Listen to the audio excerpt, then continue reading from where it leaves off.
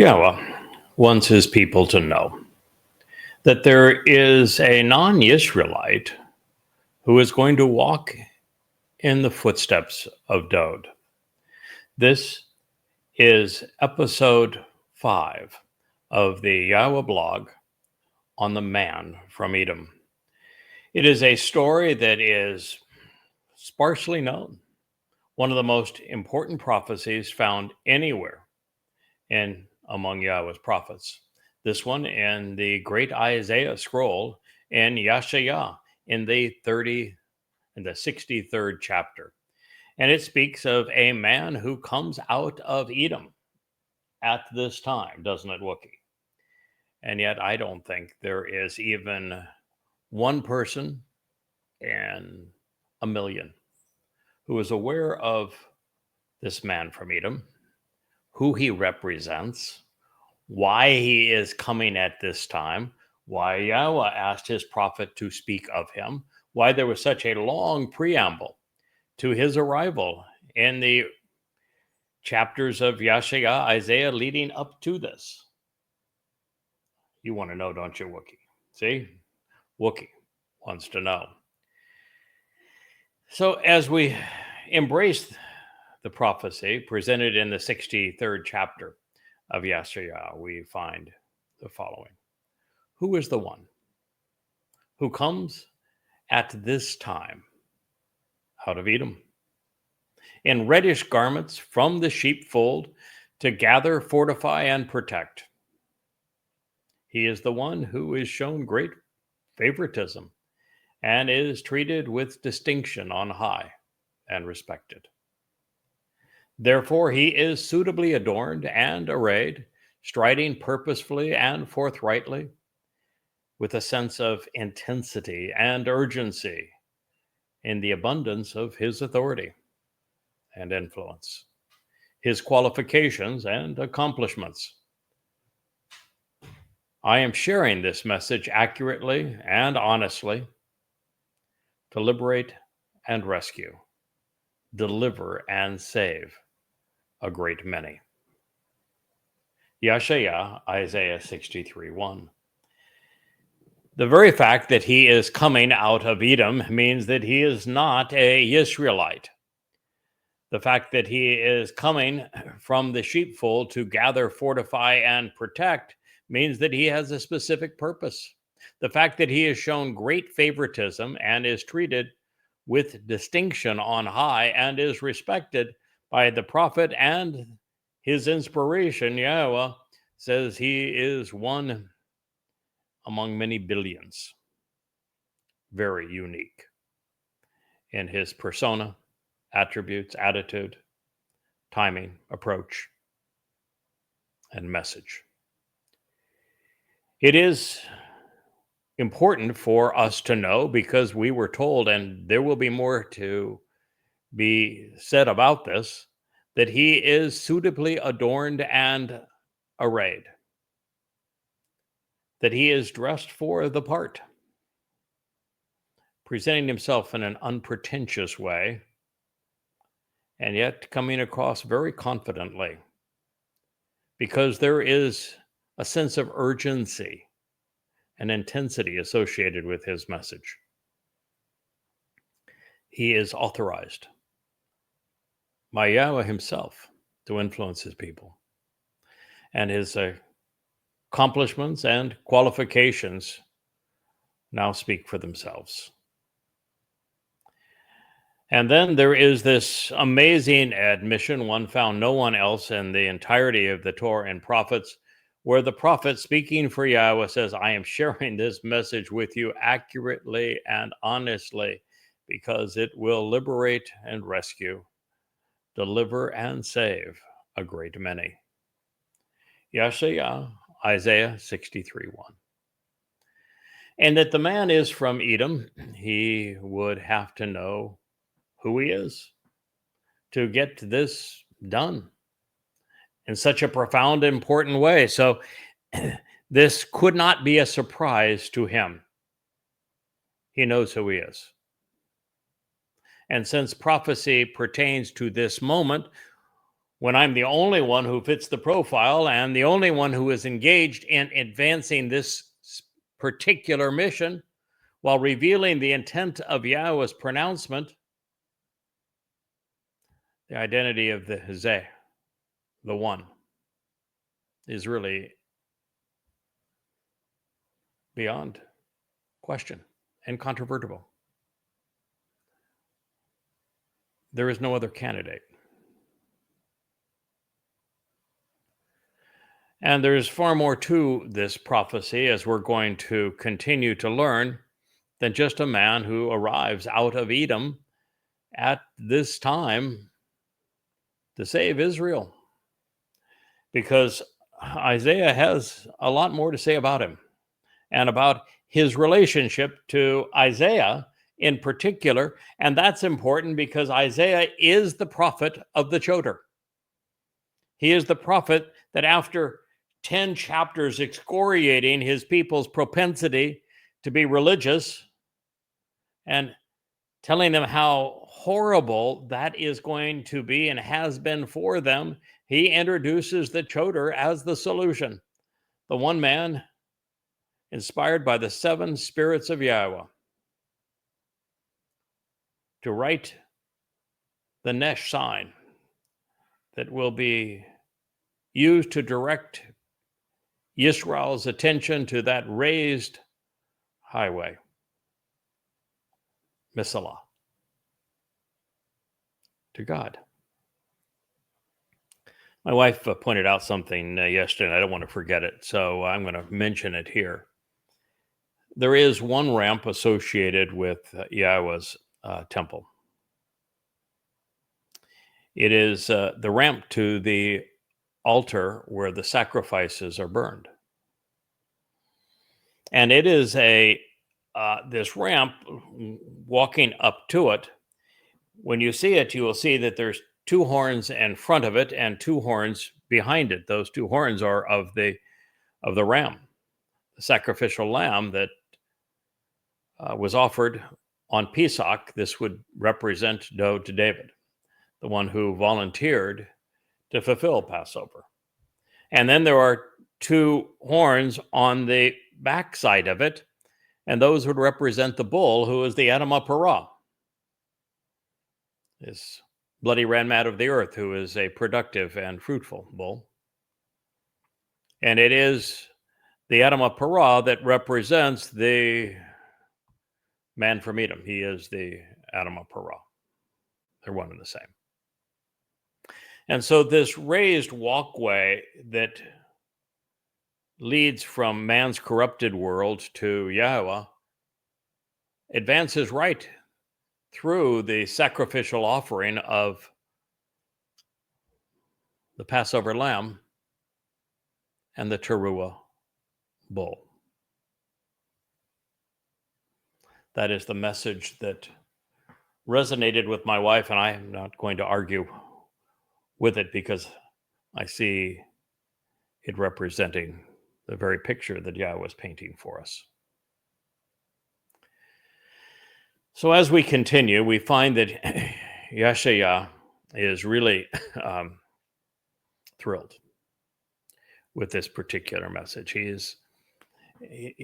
is the man who, as a prophet, has poured himself onto the very pages of his prophecy. We get to know him and his response by reading what he was inspired to write, because Yahweh doesn't choose to use his prophets as if they were tape recorders, as if they were simply scribes jotting down what he said. They do scribe and record what he says, but Yahweh wants the prophet to convey his own thoughts, responses, insights into what God is saying and what he is seeing in these future prophecies, because it is through men like Yeshayah that Yahweh communicates, and it is so much more effective when that communication is filtered through a person who sees what God wants us to witness and understands it and can contribute to the story. For example, there was no reason to tell Hosea to marry Gomer, the temple prostitute, if all Yahweh was going to do is use him as a scribe for his revelations to his people. He wanted Hosea to become part of the story, to have empathy, to augment what Yahweh was saying by responding as a fellow human, but one who is enlightened and understood. It adds flavor, context, emotion to the message. It's one of the reasons why Yahweh has asked me to move beyond writing so many books. As you can see, I've written 36 of them. And one more book wasn't going to make a whole lot of difference, although I'm actually sharing this with you from a 37th book that I'm writing. It's Coming Home 4. But what matters is now Yahweh wanting us to speak directly to his people, because the human voice, the expression, the gestures, the setting, the tone, the cadence, all matter.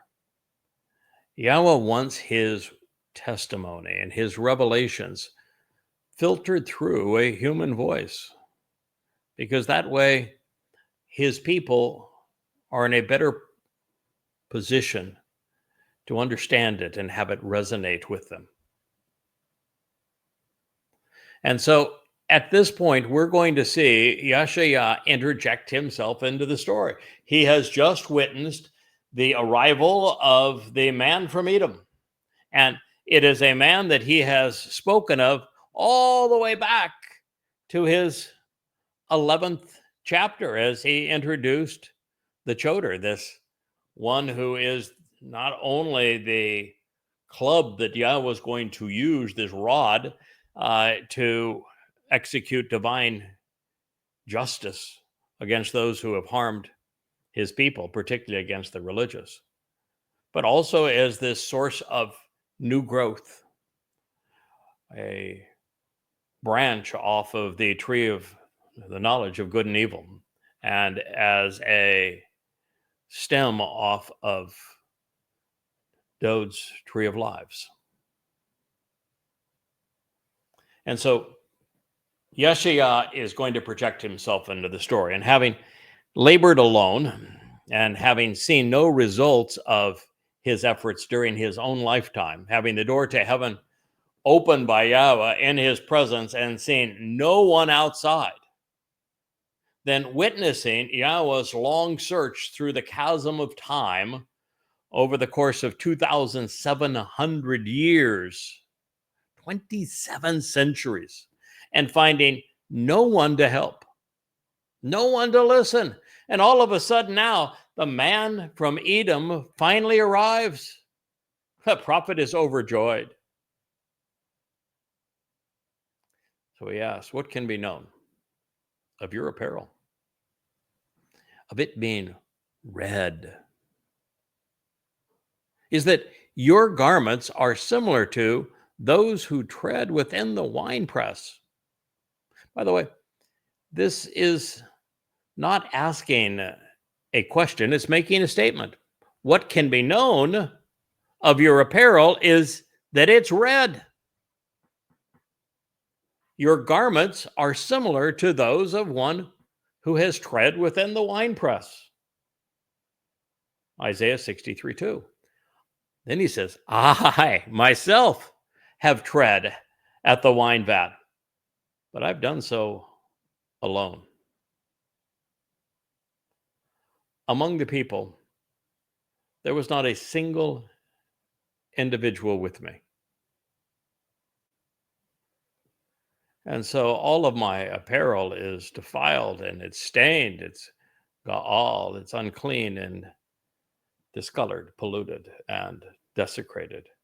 That's insight is from The Great Isaiah Scroll 1QISA, because the Masoretic text includes some angry and bloody remarks as opposed to defiled and stained. All, by the way, is very similar to the word that speaks of a kinsman redeemer. This is 63:3. Therefore, I was inclined to pursue in my best judgment a day of recompense, because the year of my redemption had come. 63:4. Having continuously looked and having found no one to help, I was devastated. I felt abandoned.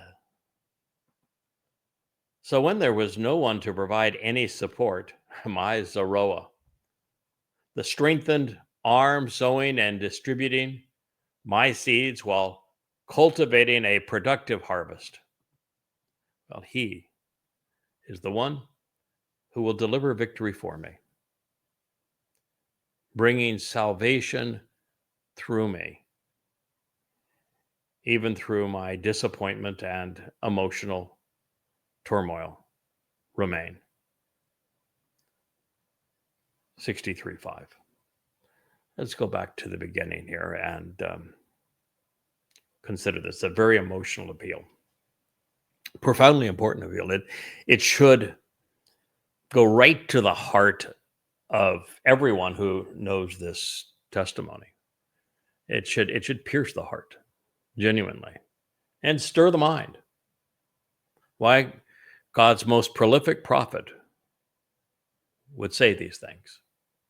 So he's just announced the arrival of this man from Edom who, in conjunction with what Yahowah has revealed, because Yahowah told the truth about him, that he is going to save a great many.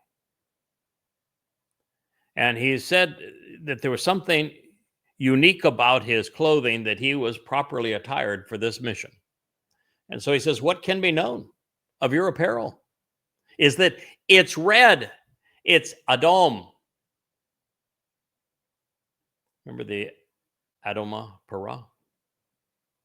Bloody red man of the earth? This bull who was productive?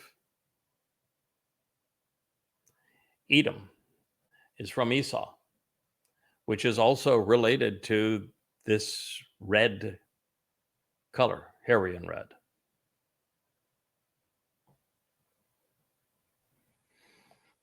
The color of his apparel is red. Not red by accident. It's not red by coincidence. It's red for a lot of reasons. One is that he's coming out of Edom, and Edom is symbolic for Rome. He is not representing Rome. Of course, he's walked away from Rome. It's just like Abraham and Sarah came from Babylon. They don't represent Babylon. They walked away from and out of Babylon. Moshe came from Mitzrayim, Egypt. He did not represent Egypt. He had walked away from the religious and political influence of Mitzrayim, Egypt. Exactly the same is true with the man from Edom. But Rome is the country most known for its red, for being associated with hairy, because that's the Latin word for Caesar. Caesar means hairy. Hairy and red. Edom is a metaphor for Rome. Imperial Rome, particularly, is that your garments are bloody red. Edom. Tying into the Edom of Torah and associating him with where he's come from. But most importantly, he's tread in that wine vat with Yahowah. Has gotten right in there with him. And ultimately, he's slaughtered. Just as was the Passover lamb. That's why I shared that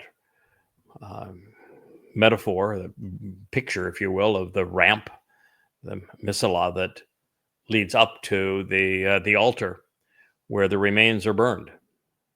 Because during the sacrifice of the Edom of Torah, That's going to be the greatest show on earth. And it's going to take place in exactly that vessel with the four horns, the two representing Dode, the two representing myself as the bull. And so I will be a bloody red mess. So my garments are similar to the one who treads within the winepress. Yeah, for those who thinks, boy, that's presumptuous for him to assume that he is this person. I'm not making any assumptions. I know I'm this person. There's no other candidate. And I'm a perfect candidate in the sense that I meet every one of the criterion. And I'm the only one who meets all the criteria.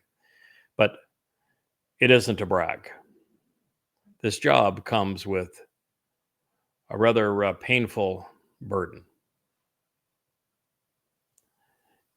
There is the point on Towrah, the day of the herald, where I'm bludgeoned to death by the most heinous adversary in the history of our planet, Hasatan.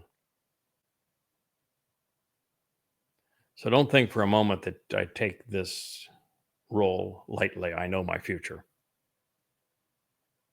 And I know how difficult it is and how unrewarding it is, at least among men, to try to awaken Yisrael, to get Yisrael to come out of its stupor, to stop being so arrogant and intransigent towards Yahweh.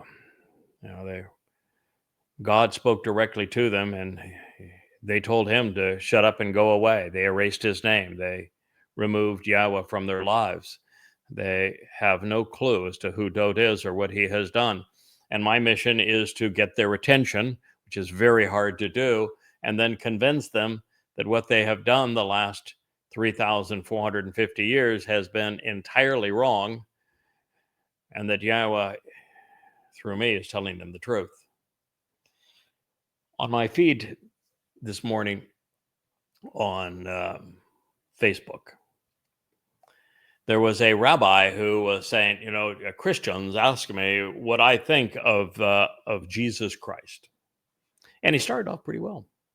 He says, what I tell them is there was nobody named Jesus in the 1st century CE. It's not a Hebrew name. It's not even a name that was used because there was no J until the 17th century. He didn't mention that part, but it was very matter of fact, yet there was no Jesus. They did not have a Hebrew name, and he would have been a Jewish person, so there could not have been a Jesus. And he said, Christ is wrong too. There was no Mr. Christ. Christ is a corruption of another title. And so there was no Jesus Christ. And so he said, I believe that a man actually came at that time that was a Jewish individual, and that he was an important person to know, but he wasn't your Jesus Christ. And that was it. So I wrote back, I said, well, you're right. There was no Jesus. You're correct. There was no Christ. But you have no idea who it actually was that came. It was David during his second of 3 lives. He is the Messiah, according to God. He is the Son of God, according to God. And he himself predicted exactly when he was going to arrive to fulfill Pesach, Matzah, and Bokurim, according to Dode, who is the Son of God, according to God. And yet, even though he wrote all about it, told you all about it, did these very things, and fulfilled Pesach, Matzah, and Bokurim, you don't know who it is. So you're right. Someone did these things. You're right. It wasn't Jesus Christ. But why don't you take the next step and accept who it actually was and is, who did these things for you? Yes, Dode tread in that wine press as well. And so the prophet says that I have tread in that wine vat alone, and he did. I mean, between Yashayah and myself, there were only three other individuals besides this return of Dode. But Dode, on his return, wrote nothing because he wrote everything we need to know about what he would accomplish 1,000 years in advance.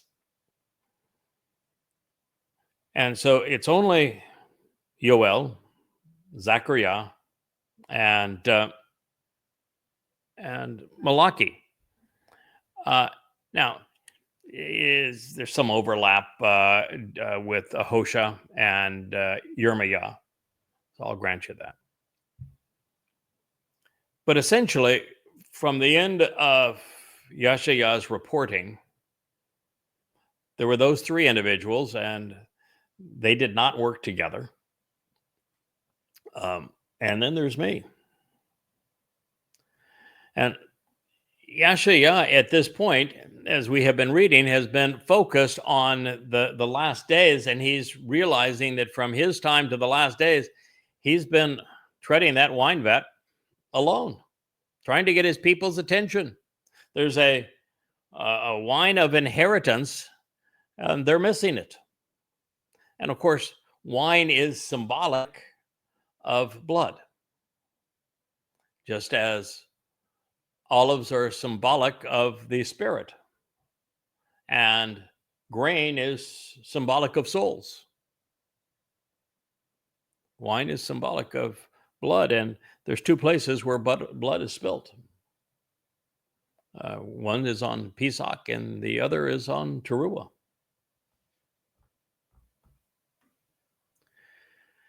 Among the people, there's not a single individual with me.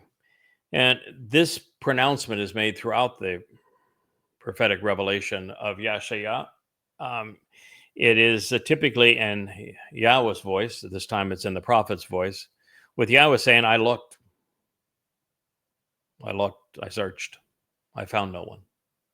There wasn't a single Yisraelite, not a single Yehud that was willing to listen to Yahweh, even embrace his name, reintroduce his people to his name, except Dode as the Son of God and the Messiah, the Savior. Study the Torah and prophets and put the entire picture together from beginning to end. Write these kinds of books. Devote themselves 12 to 14 hours a day, 6 to 7 days a week for what will be 32 years. There's no one. And that's the reason why I was afforded this job, because I was the one. After a long period of no one. That means that I didn't exactly have to beat the competition, did I? I wasn't competing with rabbis. I wasn't competing with priests. I wasn't competing with theologians or kings or presidents. I wasn't competing with scholars. I was competing with no one. Because according to the prophet, according to God, among the people, there was not a single individual with me. And when I began, it was just Yahweh and myself. Over time, there are others who came to embrace the covenant that Yahweh was revealing through me and have contributed to our work together. I received an email today from a person that was the first to ask me to begin doing audio programs. The Yada Yahowah radio was his idea, and I've done probably 10, 15,000 radio programs, either as a guest on syndicated talk radio shows or my own Shattering Myths, or on Yada Yahowah radio over the years prior to the YAHOWAH blog. And he was the person that asked me to do that originally.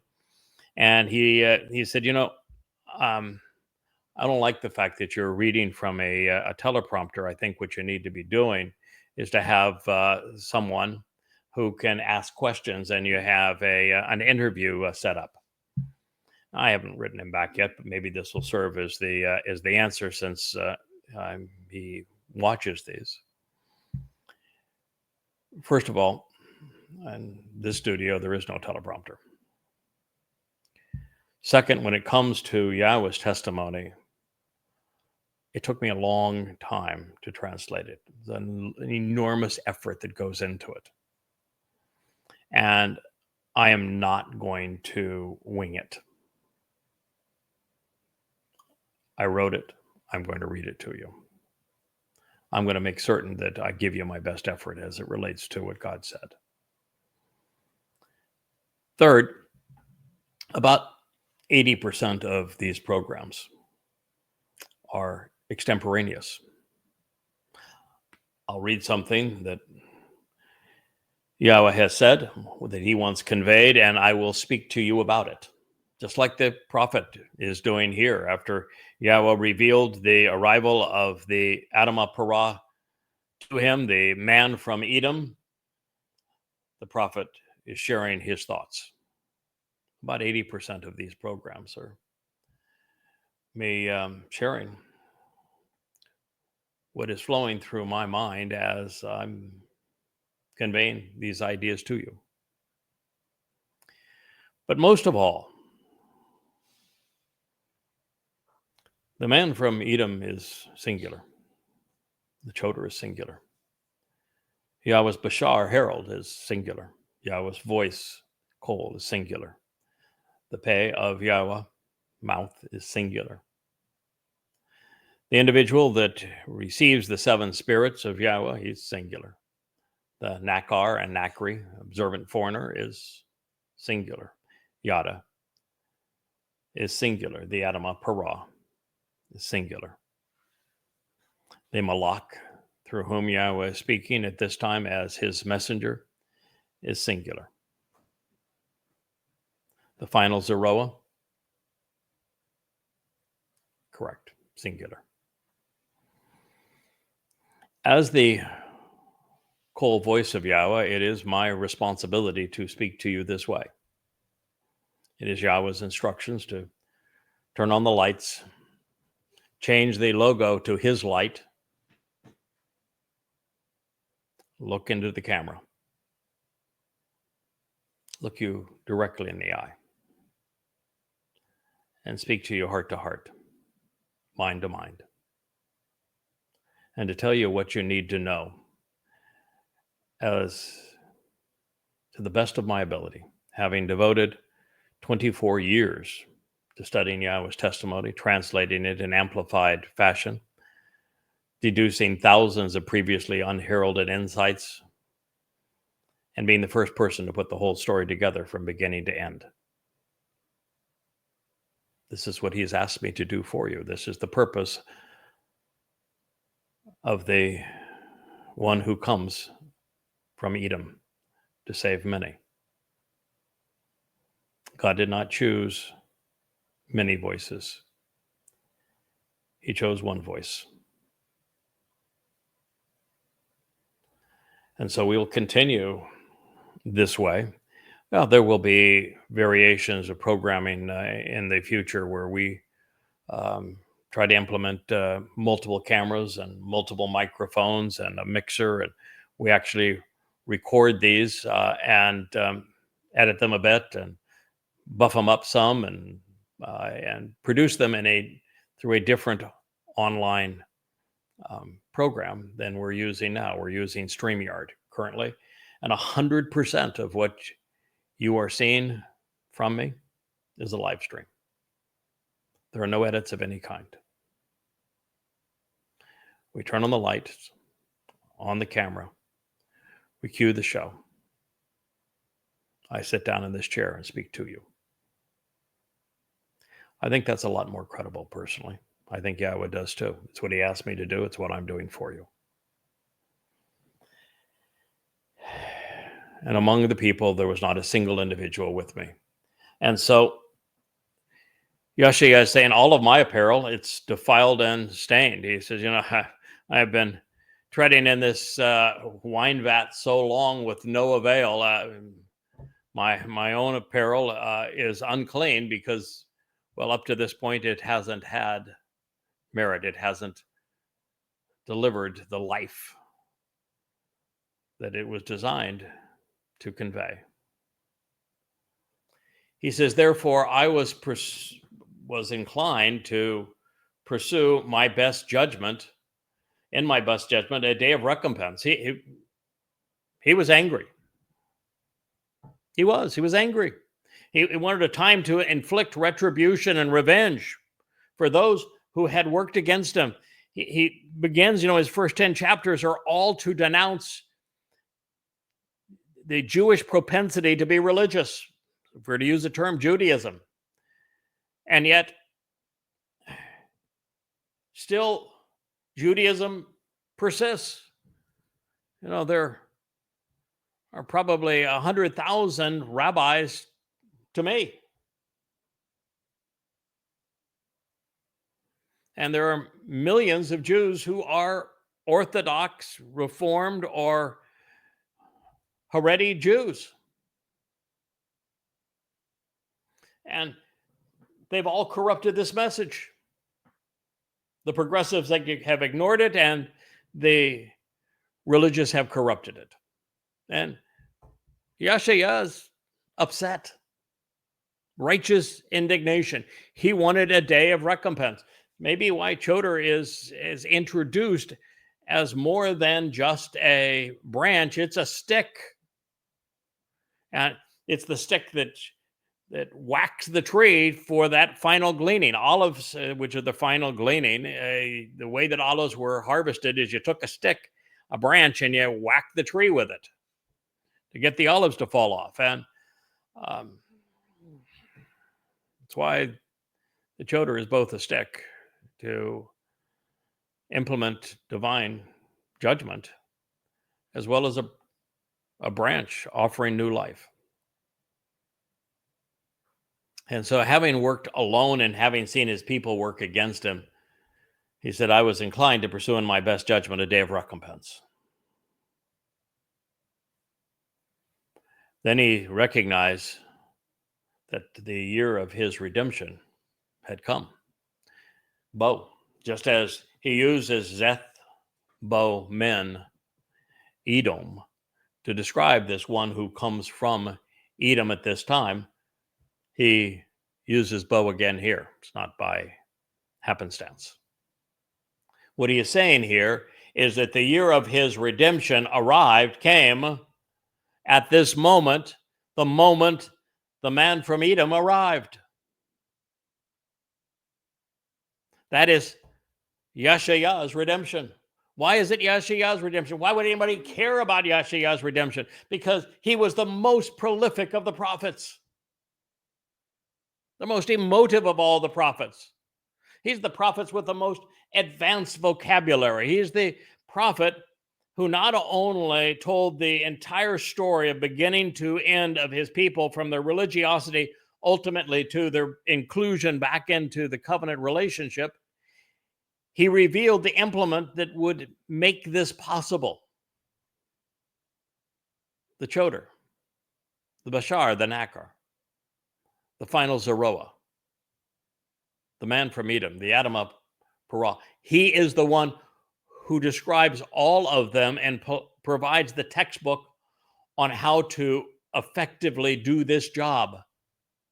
And because Yahowah's name means Yahowah saves, the method that Yahowah has chosen to save his people in the end arrived and is present through the arrival of the man from Edom. And because Yahowah is the one revealing this, because Yahowah is the prophet of our salvation, Yahowah sees personal redemption in my arrival. He knew that I would translate and study and analyze and scrutinize every letter of every word he wrote, and that I would be the first to figure it all out, to recognize who he's talking about, when these things are going to transpire, through whom, why, where, and to also present the result. Yahowah is vindicated. This is the year of his redemption. You are witnessing the redemption of the great prophet now. In his lifetime, no one listened to him. But in mine, all who are to be saved, the final remnant of Israel, and even Goyim, will be saved, a great many, all because I listened to him, and I've shared what he had to say, so now you are listening to him. That's why the Towrah is not a prophet. He had a prophet. God's really brilliant when he executes his plan. Here's two people. Their lives separated by 2,700 years, and yet they work like this. Right at the perfect time.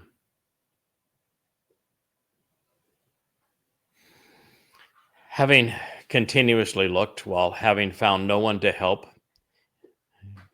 Yahowah admits, I was devastated. I felt abandoned, and he should have.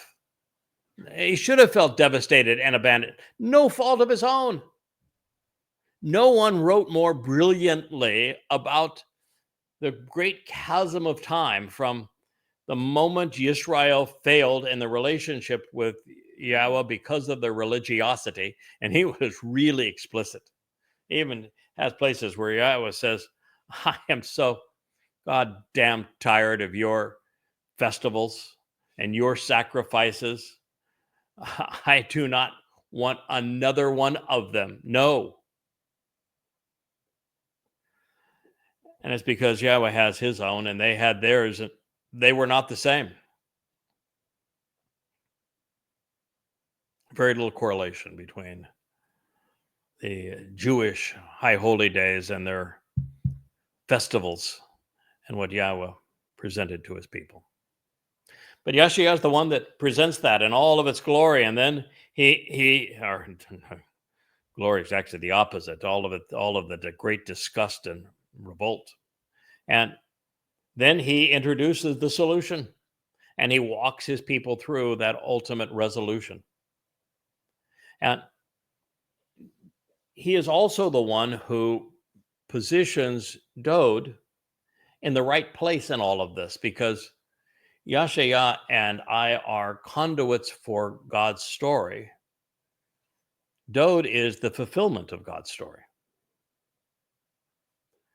We have value, and our words save many because we recognize what David did. That's why the 9th chapter of Yahowah is this soaring tribute to David, and why the 53rd chapter of Yahowah explains precisely what David, as the Messiah and Son of God, this Lamb of God, did on Pesach and Matzim, leading to Bikurim. So our ability to be effective is the recognition, both of us, on what Yahowah achieved through Dowd. We are heralds of our King. We're important communicators of the message. But Dowd is the king. And we know our rightful place under him. So having constantly looked and having found no one to help, I was devastated. I felt abandoned. So when there was no one to provide any support, my Zeroah.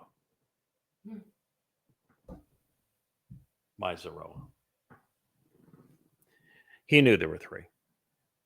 He wrote about all three. He introduced the first Zeroah as Moshe, the one who conveyed the narrative between Yahowah and Abraham to form the covenant.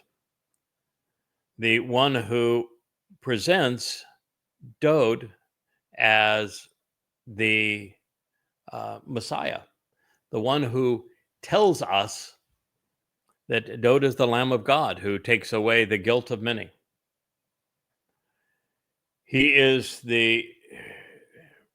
recognizing that this Choder that he introduced in the 11th chapter, by the 17th, he presents him as the Zeroah, as the one responsible for the Shabuah harvest and the Teruah harvest, and yes, even the Teruah sacrifice of the Edom of Torah.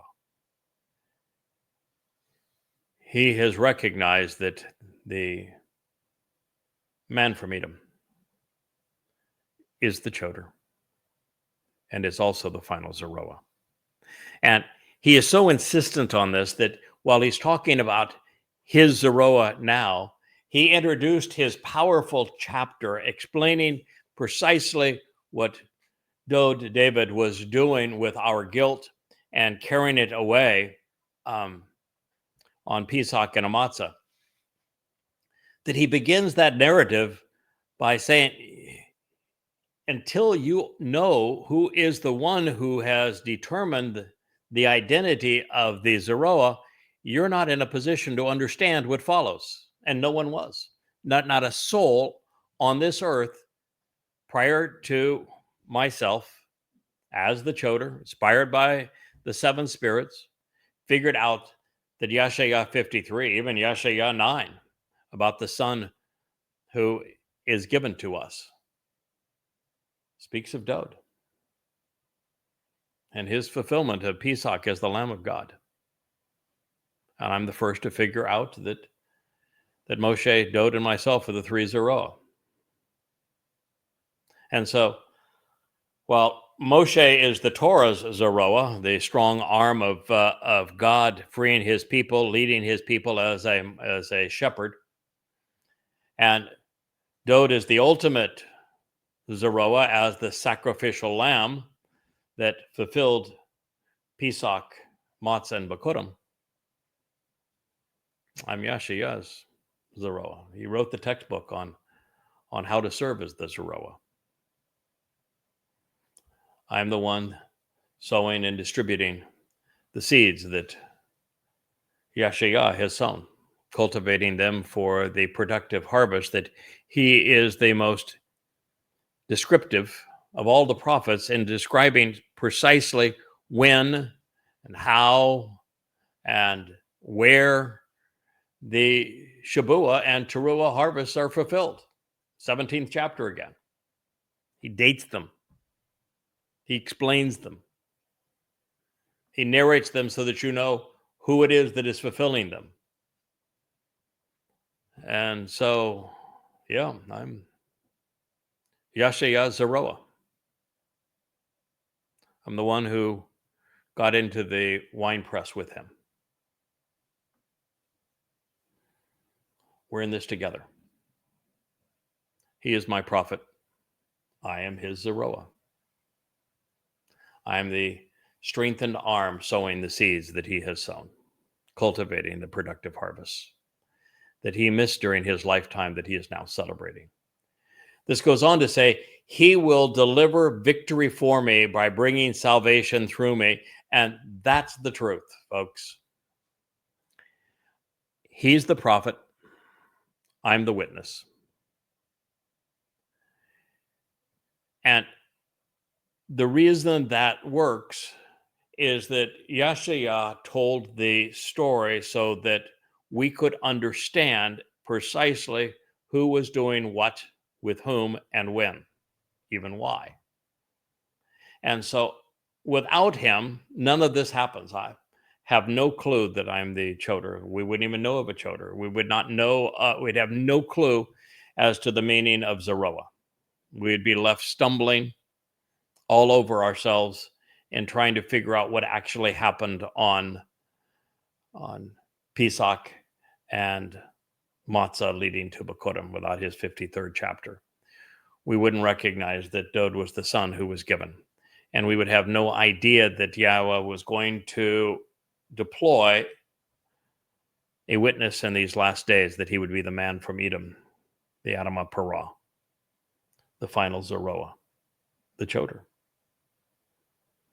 And so what I'm communicating to you does not stand alone. Yahowah is my prophet. He spoke of me often.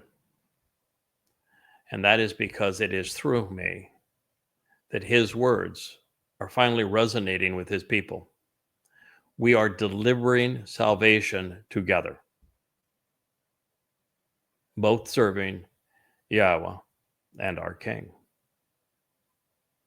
It is a collaborative effort. He will deliver victory by bringing salvation through me, Yasha. Even though through my disappointment and emotional turmoil, and they remain. Yeah, I think that as joyous as Yahowah is that his words finally resonate in the end, I'm sure he's frustrated that nobody listened to him up to now. Why did God have to find someone to convey his testimony so that people would listen to him? And yet it was that way. Had I not done this, people wouldn't be listening to him even now. They'd be misappropriating everything he said and applying it to a misnomer, a crude counterfeit. And the prophet Yahowah has been so misconstrued and misappropriated by Christians on behalf of their crude counterfeit, this mythical misnomer, Jesus Christ, that most Jews don't want any part of it. Part of what I guess makes Yahowah so angry and so disappointed is that Paul, Shaul, a Jewish rabbi, robbed Yehudim of what Yahowah revealed. And as a result, Jews don't look to Yahowah for answers. When you speak of the prophets, that's not one they want to consider. In fact, most religious Jews don't really even speak of the prophets. They like to twist and misappropriate what Moshe said, but they kind of go from there. And if they're going to have a prophet, it's a false prophet like Job or Esther or Ezekiel. They stay away from Isaiah because, well, they don't like what he had to say because they don't understand it. And the most popular religion that has so bludgeoned Jews for so long has misappropriated it. So here we are. Yahowah is insistent throughout this that all who read what he has to say now, listen to what he wrote, realize that the man from Edom's clothing is red for a reason. And this is because the prophet has foreseen the sacrifice that the man from Edom will make, actually thrice over for Israel. He's going to protect Israel from bleeding to death during the time of Jacob's troubles, constantly putting himself in the line of fire to protect God's people from the savagery of Islam. Not a single Jew has ever risked their lives to expose and condemn the genocidal nature of Islam, or the fact that Allah created Islam to annihilate all humankind, beginning with Jews. Nor has anyone explained that Allah and Muhammad perpetrated genocide on Jews in Arabia, and how the events of October 7th were nothing but a replaying of what happened 14 centuries earlier. And so the one standing between Islam and Israel is myself. through goddamn religion and all of the programs that I do to expose and condemn it, and all of the effort, hours every day, thousands of posts drawing Israel's attention to their true enemy. It's not Hamas. It's not Palestinians or Fakistanians. It's not Gazans. It's not the Iranians. It's not Hezbollah. It's not the Egyptians. It's not the Saudi Arabians. They're all symptoms. The enemy is Islam. And Israel has no chance of surviving the Islamic assault that is coming without knowing who their enemy is. And so really that is my first sacrifice, because it is a tremendous sacrifice to play that role. It's why I begged Yahweh not to go back there, not to have to turn Prophet of Doom into goddamn religion. And Yahweh's response was perfect. I have taken care of you. Now you take care of my people. But don't think for a moment that that's not a sacrifice.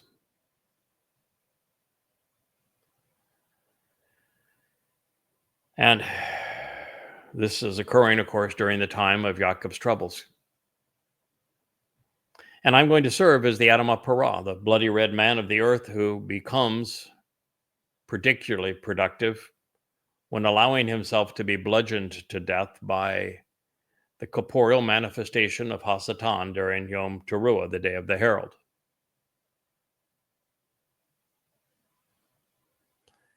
And yes, I said there are 3 contributions that I make, and Yahowah is aware of them. And all 3 revolve around blood, because Islam is the most bloodthirsty religion in the history of humankind. I constantly wrote throughout goddamn religion that from the inception of Muhammad's terrorist manifesto, there was a river of blood, but not a drop of ink. The first Muslims murdered 200 million people in their first 100 years, a third of the Earth's population at the time. And the sacrifice of the Edom of Torah is so bloody, he's named the bloody red man of the earth. That's why it's the apparel of the man from Edom is so important for Yahowah to convey. But there is a third bloodletting, because blood is the symbol of life. And that is, as Teruah brings in Yom Kippurim and Dod as our Messiah and high priest at this time, and king arrives, and he sprinkles the blood of a bull on the mercy seat of the Ark of the Covenant, on the Kipporeth, in accordance with the Torah's instructions, so that Yisrael, this final remnant of Yisrael, can be present in God's company. Since Yahowah had toiled in the winepress alone, he equated the color of our apparel, recognizing that wine is Yahweh's metaphor for blood, and there would be lots of it. And it is in the winepress that the grapes, which have been pulled from the vine, that is the symbol of Yisrael, are trampled and crushed in preparation for their transformation. And there is something really beneficial to wine, not just the flavor, not just the color. Throughout most of human history, humankind did not know that the reason water could not be consumed in proximity to herds of animals and in proximity to communities of people is because it would have pathogens in it. It became toxic. So water, the very elixir of life, the means of cleansing, the universal solvent, and this source of life from where life emerged, is also the conveyor of great pathogens, particularly in proximity to people. And so, guess what wine does during the fermentation process? The sugars and the grapes, when combined with the yeast, produce alcohol in small percentages. Typically, wine is about 6%, sometimes 12%. And it's those, in fact, 12, I think, is probably more the right number. Beer is 6. In both cases, they remove the pathogens. They kill the little buggers that bring illness, sickness, and death. So there is a transformation that takes place in the wine that is also symbolic of making water, which is poured out over the carcass of the Edom Parah in that altar with the Mesilah, the raised ramp to it. It is water that is poured over those ashes that cleanse the people, because water as a solvent carries all of that away. And with the symbolic nature of wine, what we drink thereafter has been purified. And so now, after the passage of some 2,500 years, the prophet is announcing that the man from Edom has arrived to support not only his efforts, but to explain what he has written, to provide victory and salvation through the very text of the prophetic revelation of Yahowah. And wouldn't you know it, there's only one scroll from a single prophet that exists in its entirety. And it happened to be the first one that was found in the Dead Seas. And it was found right around the time I was born. The great Isaiah scroll. He wrote it. Yahweh inspired it. And I'm the voice of it. So this pronouncement, it's emotional for Isaiah, because for the intervening period, Yahweh revealed that there wasn't a single soul among Yehudim that was willing to do what must be done to call God's wayward family home. He had written a primer. I call it a textbook for proper chodering. But no one was the wiser for it. And then a day of redemption. The choder was established and empowered with the 7 spirits of Yahweh to fulfill his destiny, which was to make the words that Yahowah had revealed so long ago resonate with his people at long last. You're witnessing the fulfillment. But, folks, this is no easy job. Israelites, you are a tough audience. And the world is rife with a lot of religious and political rubbish.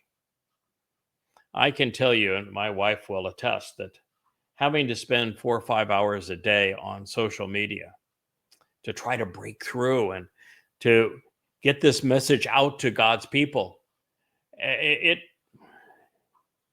wearing.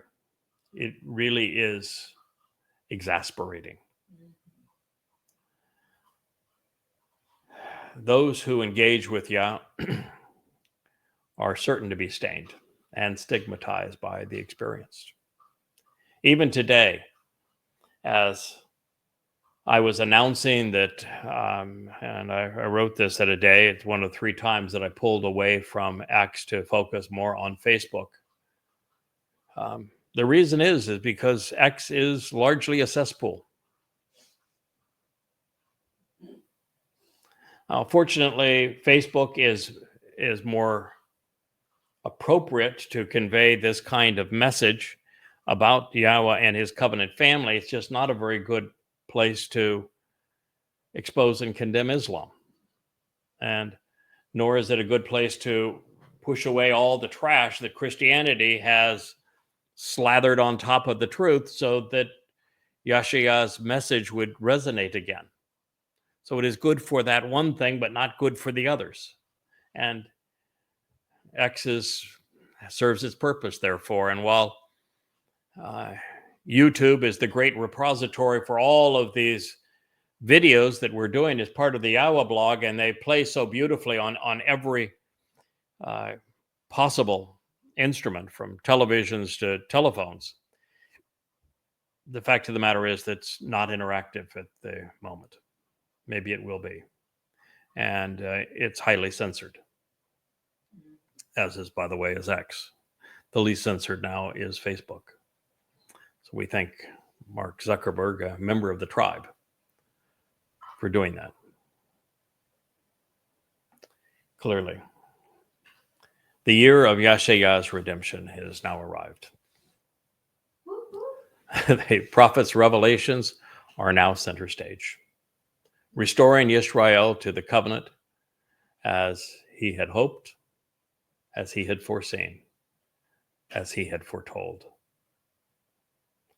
But while that's good news for the beneficiaries, the long line of naysayers who have precluded his message from resonating with his people, they're going to suffer a day of recompense. And Yahowah has thought through this from a long time ago. He's ruminated on this, and he has your number, rabbis.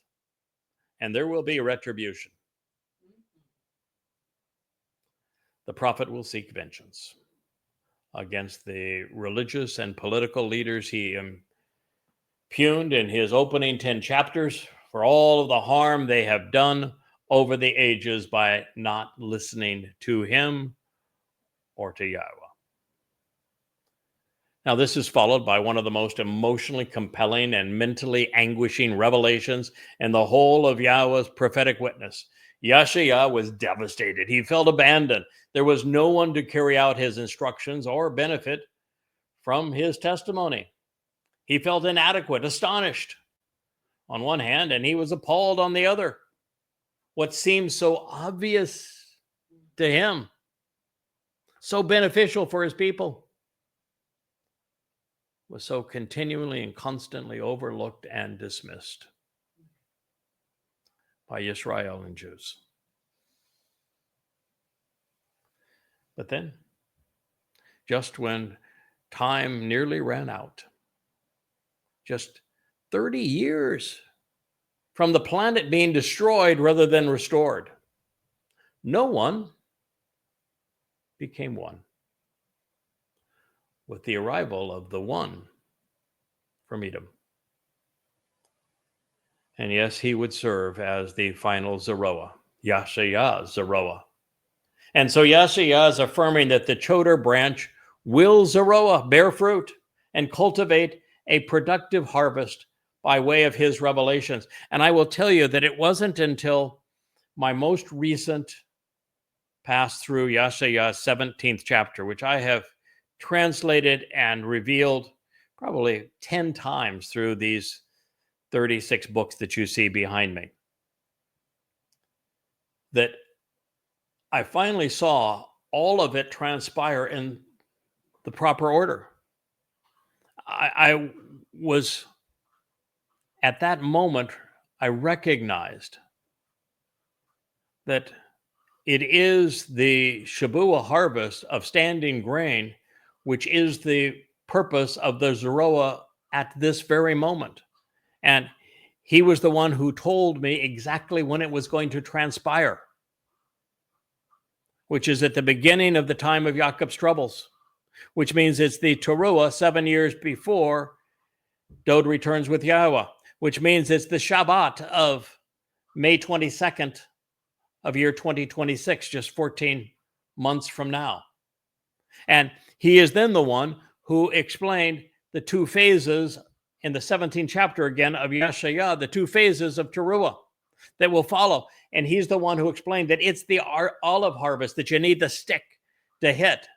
He's the one who explained how the very crag, this my given name of God, will provide protection for the Israelites that are left behind, this mortal remnant of Israel that doesn't take advantage of that final ride out of the earth as children of the covenant on the evening of Teruah, so that against the backdrop of a full solar eclipse, there will be the sacrifice of the Yahowah, which is then Yahowah who made this clear that would happen on this date.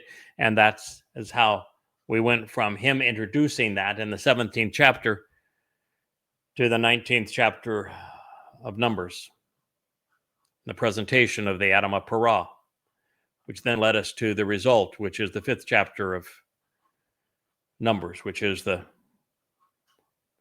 preparation of the adulterous woman for the betrothal to the man who covets her, the returning Messiah, Dowd. And how we were even introduced to halfway in between in the 12th chapter of Numbers to the meltdown of Miriam, and how there would be a complete transformation in the team that would deliver this message to you. And while we're reminded that God chooses one man at a time to speak through, and anyone who would challenge him is diseased from God's perspective and ostracized from the family. This is very serious what God is conveying. And all of it was learned once I had spent 23 years studying the Torah and prophets and the Mizmor of Dowd, and had come finally to understand Dowd's role in the fulfillment of Pesach, Matzah, and Bakurim, and understood God's timeline, that a fresh reading of Yahowah, and it was all there. Every minute detail to explain exactly what I'm saying to you at this moment. This is the message of Yahowah, his children. The man from Edom who has gotten into that wine press with him. It is the one from Edom who is bringing Yahowah salvation to Israel by correctly conveying the message Yahowah had scribed so very long ago. The final victory will be achieved because salvation is the result of the one from Edom advancing the prophet's agenda and his revelation by following the instructions as inspired 27 centuries ago by Yahowah. This is probably a good place for us to conclude this episode of The Man from Edom as part of the Yahowah blog. I thank Yahowah for inspiring Yahowah, and I thank Yahowah for the patience and the devotion to serving as the prophet of the final Zeroah, of the one to introduce the Choder, and the one to herald the arrival of the man from Edom, so that not only would I understand my responsibility and be prepared to uphold it, but so that Yisrael and Yehudim might know that at this time it is their responsibility to listen and to respond accordingly. Thank you.